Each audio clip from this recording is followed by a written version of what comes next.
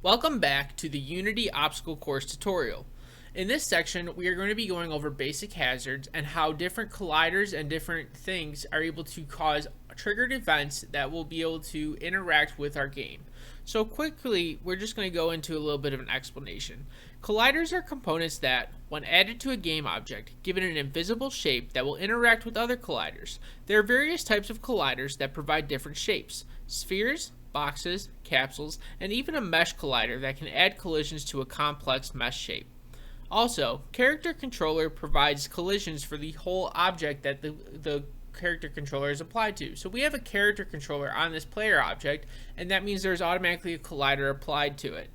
Also, a collider can be marked as a trigger collider. A trigger collider doesn't act as a physical object, allowing other objects to pass through them. They will send certain event messages to attached script components and allows us to detect when an object passes through or gets near another object. Last, a rigid body is a component that adds physical behavior to a game object. Basically, it adds gravity and force to that game object. If it doesn't have a collider, it will pass through the objects. And one big thing about these rigid body colliders is this kinematic movement. And you can mark an object as kinematic through the isKinematic field in the inspector. As a general rule of thumb, if it moves, use a rigid body. If it remains still, don't use a rigid body. If it moves by script or animations, make the rigid body kinematic. If it moves like a normal physical object with forces and torque, don't make it kinematic. If you need scripts to respond to collisions between two game objects, at least one of those game objects need to have a rigid body attached. And layers are another concept that can influence collisions. Every game object is part of a single layer. You can see a game object's layer in the header of the inspector with the text layer beside a drop-down field. And we are going to create the projectile prefab. So first we're going to right click 3D object sphere. We are going to name it projectile. After that, we are going to check the trigger box in the sphere collider. And then after that, we are going to add our hazard and our projectile script to the projectile, and that pops up over there in the inspector. After that, we are going to add a rigid body to this thing, and we are going to select isKinematic. Next, we are going to create a new material for this projectile,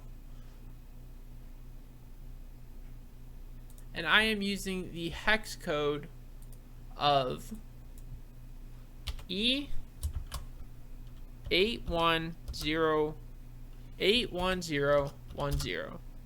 Again, E81010.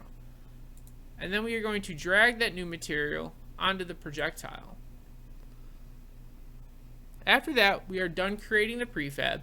So we're just going to grab this projectile from the hierarchy, and we're going to select it into the prefab folder. Next, we are going to move on to creating the build shooter object.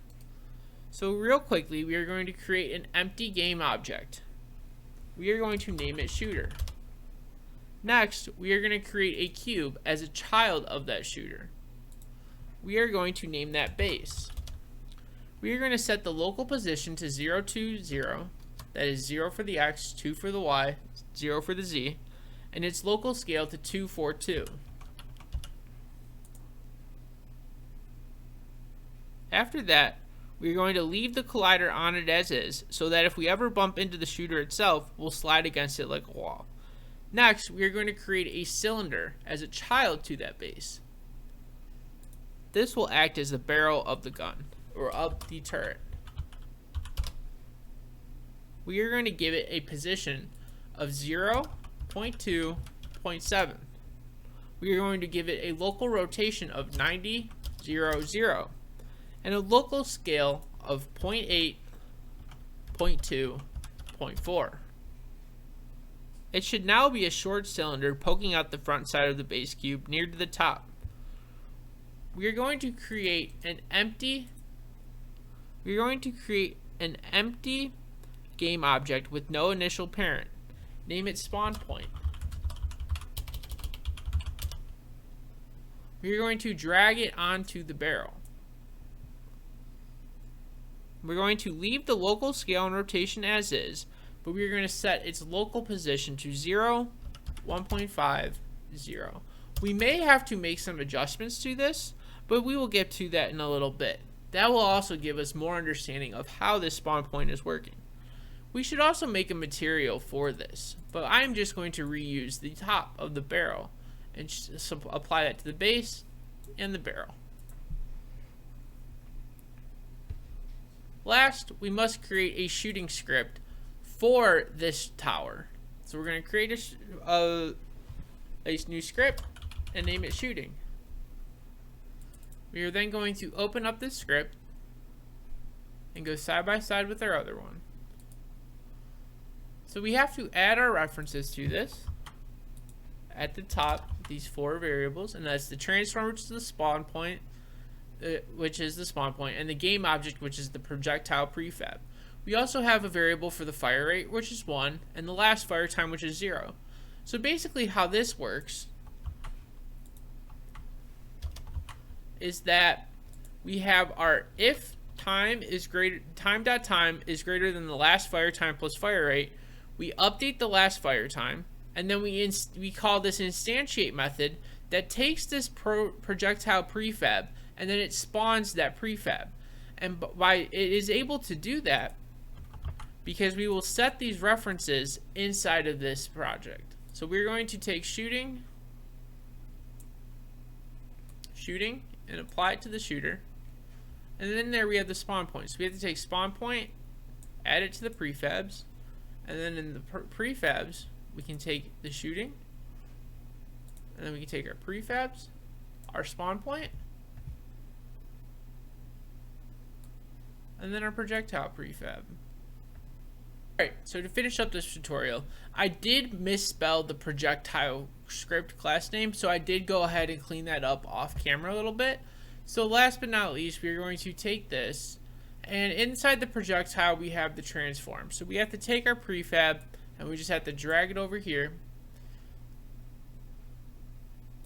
And then also in the shooting, we've set our spawn point in the projectile, and then hazard and player are applied to this prefab as well. Alright, so to finish this up, we have changed up a little bit of the references. I misspelled some things. I want to point out one thing. I did change a little bit of a script for the projectile. I changed it to 0, 0 speed time dot delta time.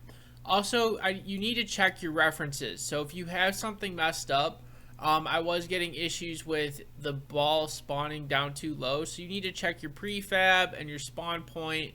You need to, just because you change it here doesn't mean it changes inside of the prefab. So you need to make sure that you watch out and change that accordingly, because it might be spawning it too low. So if we go ahead and we press play, you're going to see that the game is going to start. You're able to move around now, and it's shooting out the side. So you wait for it, you go through. Wait for it, you go through, and then if you mess up, you die, you respawn, and you pop right up there. So that's all I have for you today. Make sure to like, comment, and subscribe. It was fun working on this. See you later.